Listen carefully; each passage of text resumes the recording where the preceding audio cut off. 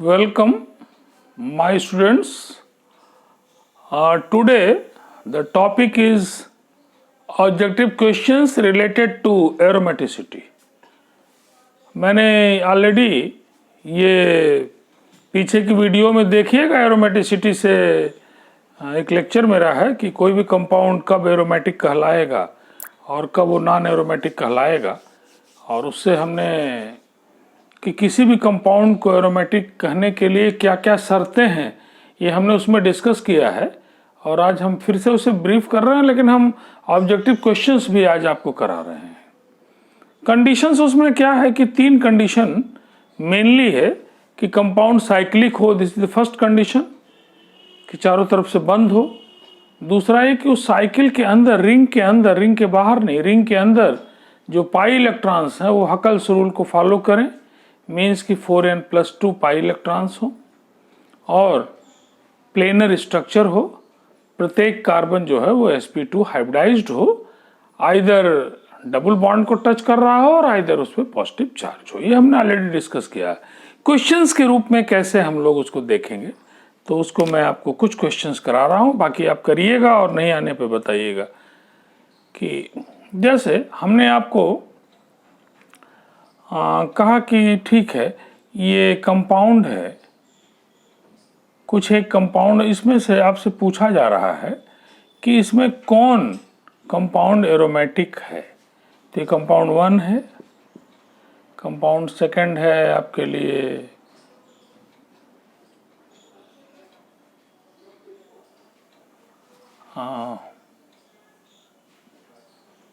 Third compound है,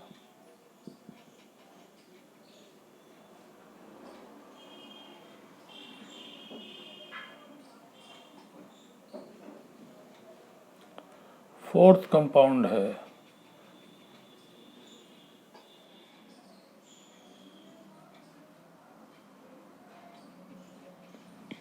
आपसे पूछेगा मान लीजिए कि दिए गए कंपाउंड्स में से कौन कंपाउंड एरोमेटिक है, तो निश्चित रूप से इसके आंसर में एरोमेटिक कंपाउंड कौन है, ये फोर्थ कंपाउंड आपका एरोमेटिक है। बाकी सब के सब में कोई भी एरोमेटिक नहीं, क्योंकि जो 3 शर्तें हैं वो फॉलो नहीं हो रहा है।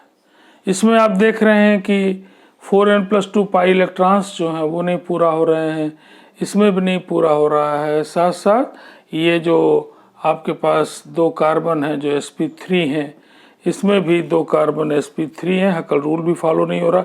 इसमें वो सारी कंडीशंस पूरी हो रही हैं, इसलिए जो साइक्लोप्रोपीन कैटायन है ये आपका एरोमेटिक है। This is only the aromatic, तो दिस इज द एरोमेटिक,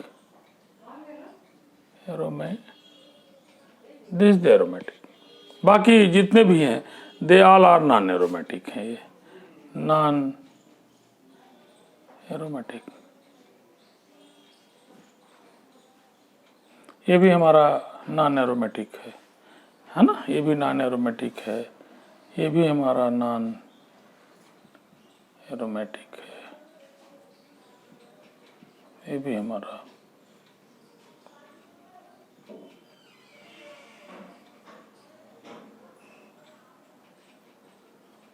ये all these 3 are not aromatic and this is aromatic। इसी तरह से हम लोग दूसरा क्वेश्चंस आपके लिए ला रहे हैं कि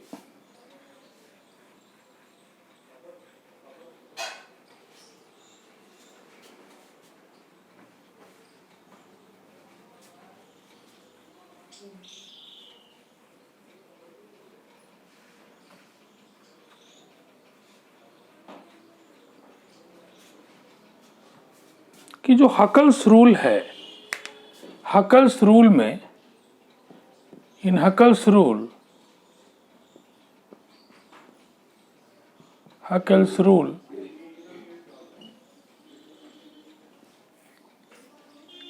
n is what, कि जो 4n+2 पाई इलेक्ट्रॉन है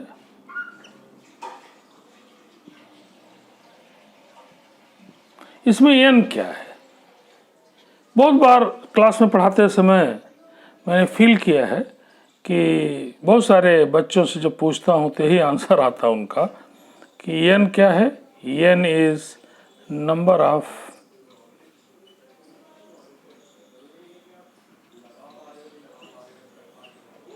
रिंग है। सेकंड है N is number of pi electrons है। N is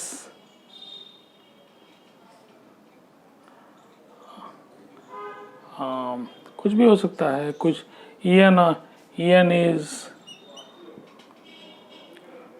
number of sigma electrons हैं।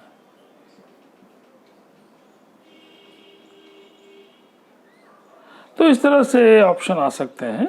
और एन इज नेचुरल नंबर कह दिया आपको। तो आपको पता है कि नेचुरल नंबर जो है 1 2 3 से शुरू होता है। 1 2 3 ये नेचुरल नंबर है, लेकिन इसमें एन नेचुरल नंबर नहीं है। क्यों? कि एन इक्वल टू इसमें 0 भी है। तो एन बराबर 0 है, 1 है, 2 है, 3 है, तो ये नेचुरल नंबर भी नहीं है, बल्कि आप कहेंगे कि होल पॉजिटिव नंबर।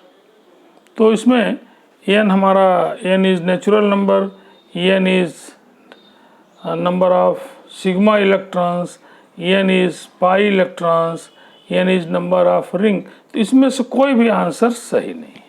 अगर इसमें नेचुरल की जगह अगर आपको कह दिया उसने कि whole positive number 0 1 2 dot dot dot dot dot n है, तब तो होगा कि यस एन इज दिस। तो इसमें न तो रिंग है, न तो पाई इलेक्ट्रॉन की संख्या है, न तो सिग्मा इलेक्ट्रॉन्स की संख्या है। तो ये आपका इसी तरह से ऑप्शन हो सकता है। अगले क्वेश्चन की हम लोग बात करें कि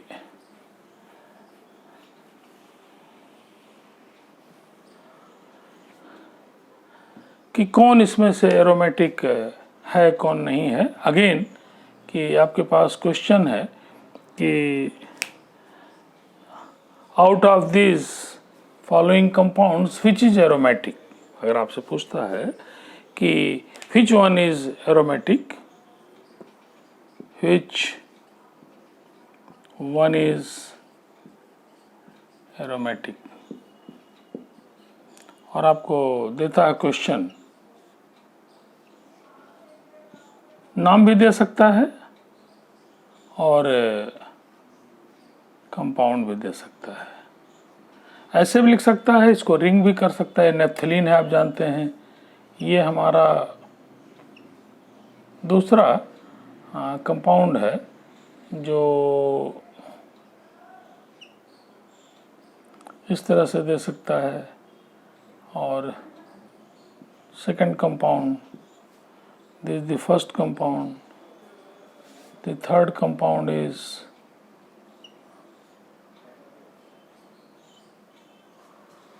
इसमें आपको कर सकता है कि ये है, ये है और ये है, ये है। तो आप इन तीनों कंपाउंड्स में अगर आपसे पूछता है कि एरोमेटिक कौन है, तो ये है। क्यों?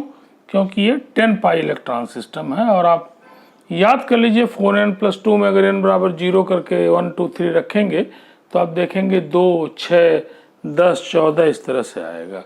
तो which one is aromatic? The answer is naphthalene is aromatic. बाकी इसमें से कोई एरोमेटिक नहीं है। अगला एक टिपिकल क्वेश्चन है जो बहुत बार वो देते रहते हैं कि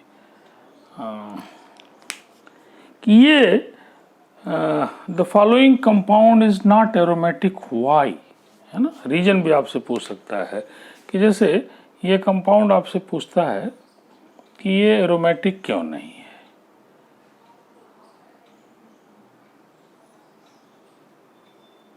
इसमें इसको वो मिटा देता है। ये है कंपाउंड आपका।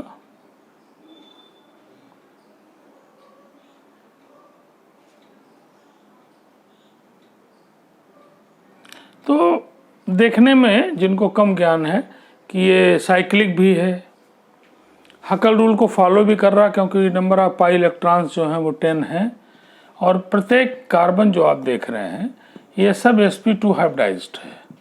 लेकिन उसमें एक शर्त है जो मैंने पढ़ाते समय बताया है कि प्लेनर शुड बी।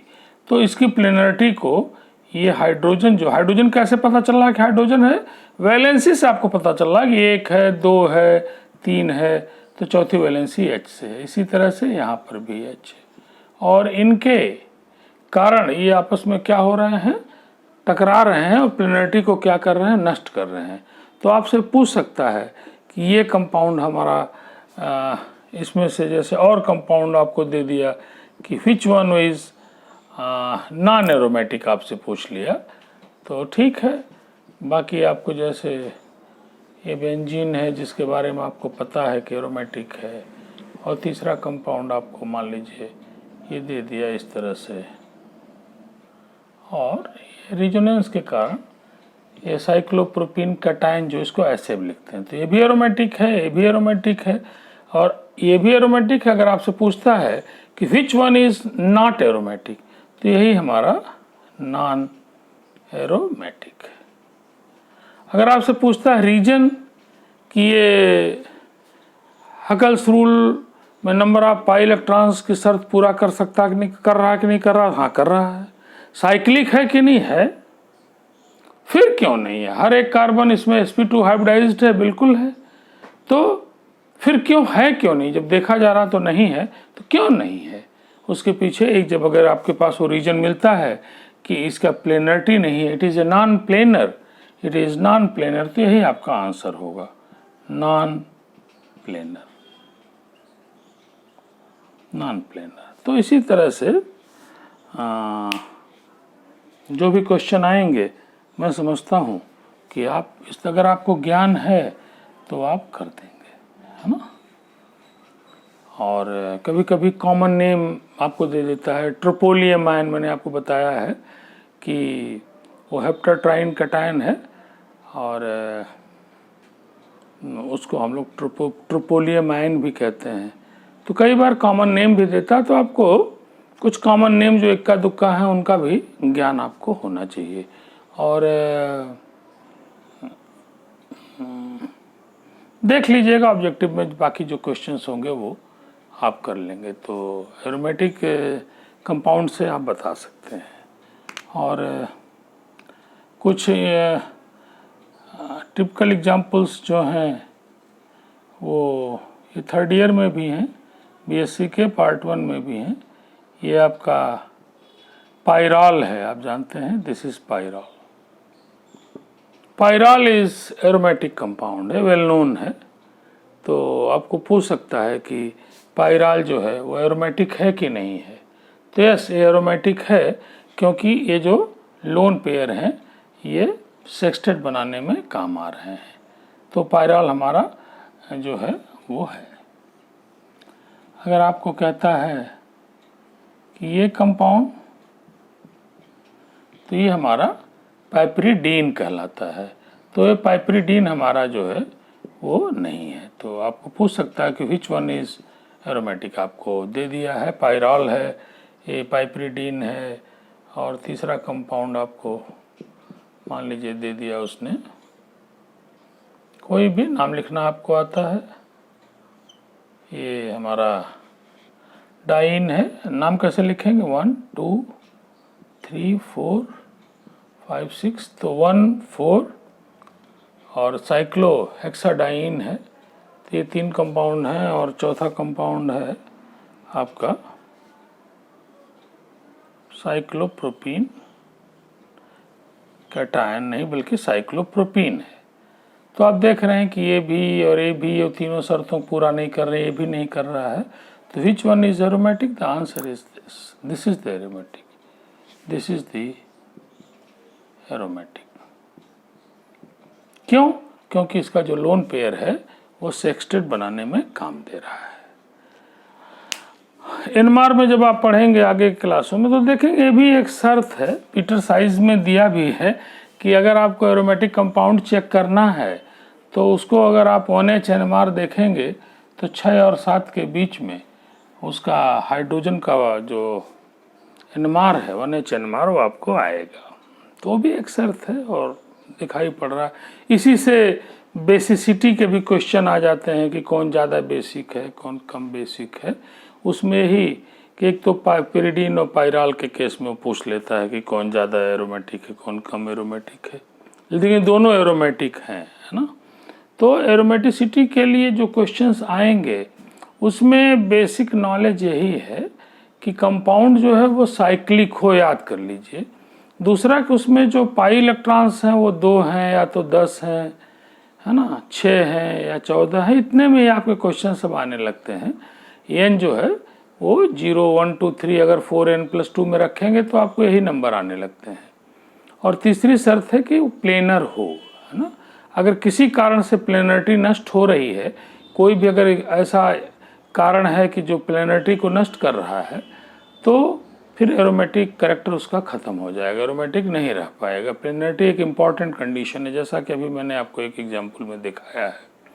तो इसी तरह से जो ऑब्जेक्टिव आएंगे इसकी कोई सीमा नहीं है, आप किताबों में पीछे भी दिया हुआ है और सारे एरोमेटिक कंपाउंड्स को आप बता सकते हैं कौन एरोमेटिक है और कौन एरोमेटिक नहीं। और हमने ये भी बताया है कि जो एरोमेटिक कंपाउंड हैं वो उनके क्रॉसपाउंडिंग जो नॉन एरोमेटिक कंपाउंड हैं तो वो एरोमेटिक कंपाउंड जो है उसकी एनर्जी कम होती है। जो एनर्जी का गैप वही रेजोनेंस एनर्जी कहलाता है ना। जैसे 1,3,5 हेक्साट्राइन है और हमारी बेंजीन है, तो दोनों के बीच में आप देखेंगे कि बेंजीन की एनर्जी कम है और 1,3,5 हेक्साट्राइन की जो हीट ऑफ हाइड्रोजनेशन भी जिसको कहते हैं वो ज़्यादा, और जो डिफरेंस है वही हमारी रेजोनेंस एनर्जी कहलाती है।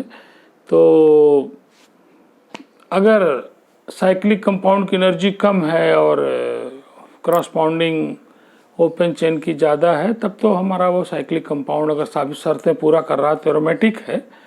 और अगर साइक्लिक की ही एनर्जी ज़्यादा है तब वो एंटी एरोमेटिक कहलाता है, जिसमें 4n पाई इलेक्ट्रॉन्स होते हैं। तो ये सब चर्चा हमने एक वीडियो में आपके साथ की है और मुझे लगता है कि जो भी क्वेश्चंस आएंगे आप कर सकते हैं कुछ और भी एक आध एग्जाम्पल। जैसे ये आपका कंपाउंड है जिसमें पॉलीन्यूक्लियर कंपाउंड, इसमें 3 रिंग लगी हुई हैं, इसको ऐसे भी कर सकते हैं, दूसरा ऐसे भी है। अगर गोला दिया है तो भी रेजोनेंस के कारण आप खोल लीजिएगा, और ऐसे दिया तो कोई बात ही नहीं है, ऐसे ऐसे ऐसे ऐसे ऐसे है। तो नंबर ऑफ पाई इलेक्ट्रॉन्स कितने इसमें है? 14 पाई इलेक्ट्रॉन्स हैं। तो ये भी हकल रूल को फॉलो कर रहा है, बाकी शर्तें फॉलो कर रहा है। इसको हम लोग क्या कहते हैं? एंथ्रासीन। ये भी हमारा एरोमेटिक कंपाउंड है। तो इसके साथ अगर दूसरे कंपाउंड उसने दे दिया और आपसे पूछा कि कौन एरोमेटिक है कौन एरोमेटिक नहीं, जैसे ये कंपाउंड दूसरा दे दिया है, तीसरा आपको ये कंपाउंड दे दिया है, और चौथा कंपाउंड मान लीजिए आपके साथ ये दे दिया है, साइक्लोहेक्सीन दे दिया है, तो आप बता सकते हैं कि यस दिस इज एरोमेटिक। बाकी कोई भी इसमें से एरोमेटिक नहीं है, ऐसा आप बता सकते हैं। कोई भी शर्त जो है वो अगर छूट रही है, वही ध्यान देना है आपको कि साइक्लिक हो, नंबर ऑफ पाई इलेक्ट्रॉन्स जो हैं वो हकल रूल को फॉलो करें। तो याद कर लें उसको, कितना है? 2 है, 6 है, 10 है और 14 है, और उसी में आपको मिल जाएंगे सारे कंपाउंड्स। और तीसरी शर्त कि वो प्लेनर का मतलब कि हर एक जो कार्बन है वो sp2 हाइब्रिडाइज्ड है। तो sp2 हाइब्रिडाइज्ड इन जनरल आपको या तो डबल बॉन्ड टच करता हो या तो वहाँ पे पॉजिटिव चार्ज, क्योंकि आप जानते हैं कि कार्बोकैटायन जो है उसमें वो क्या बोलते हैं sp2 हाइब्रिडाइज्ड है। और कोई टिपिकल एग्जांपल्स हैं कि आमतौर पे तो जो हमारे पास कार्बन आयन उसमें sp3 आप पढ़ते, लेकिन ये कंपाउंड जो है ये हमारा एरोमेटिक कहलाता है। ये कंपाउंड हमारा जो है एरोमेटिक कहलाता है। यहाँ पे नेगेटिव चार्ज है, ये टिपिकल एग्जाम्पल है, देखा गया कि दिस इज एरोमेटिक। तो ये सब भी आपको ध्यान रखना है, जहाँ जहाँ टिपिकल है उनको याद भी कर लें आप, और जहाँ इन जनरल है उनके लिए तो कोई बात ही नहीं है कि आपको जो भी चीज़ें याद हैं उसके सहारे आप क्या कर सकते हैं, बता सकते हैं। तो मैं समझता हूँ कि कोई क्वेश्चन ऐसा नहीं है एरोमेटिक कंपाउंड का कि कोई भी कंपाउंड एरोमेटिक है कि नहीं है और आप नहीं बता पाएँ, मुझे नहीं लगता है, आप बता लेंगे। बस ये है कि 3 शर्तें बेसिकली याद रखिए कि कंपाउंड साइक्लिक हो, है ना, साइक्लिक नहीं है तो देखते ही खत्म हो जाएगी बात। दूसरा कि हर साइक्लिक कंपाउंड एरोमेटिक नहीं है, इसका ध्यान रखिए कि उसके अंदर रिंग के अंदर, रिंग के बाहर नहीं, रिंग के अंदर पाई इलेक्ट्रॉन जो हैं वो हकल रूल को फॉलो करें। कितने कि 4n+2 में n क्या है, ये बहुत बार पूछा जाता है, वाइवा में भी n होल नंबर है, 0 1 2 3 है, उसको डालते एक मैजिक नंबर आपको मिलता है, वो है 2 है, 6 है ना, 10 है, 14 है, जब आप 0 1 2 3 डालेंगे। और तीसरा कि वो प्लेनर हो, अगर ये तीनों कंडीशन पूरा हो रही हैं तो वो एरोमेटिक होगा ही होगा। और फिर भी अगर कोई क्वेश्चन आपको लगता है कि नहीं आ पा रहा है तो व्हाट्सएप पे आप मुझे व्हाट्सएप कर दीजिएगा और फिर मुझसे आप उसका आंसर जो है जान सकते हैं। तो ठीक है, ये भी एक इम्पॉर्टेंट चैप्टर, इससे क्वेश्चंस हर जगह आते हैं, इसका ध्यान रखिए। एरोमेटिक कंपाउंड पूछा ही जाता है। तो थैंक यू, आज के लिए बस इतना ही।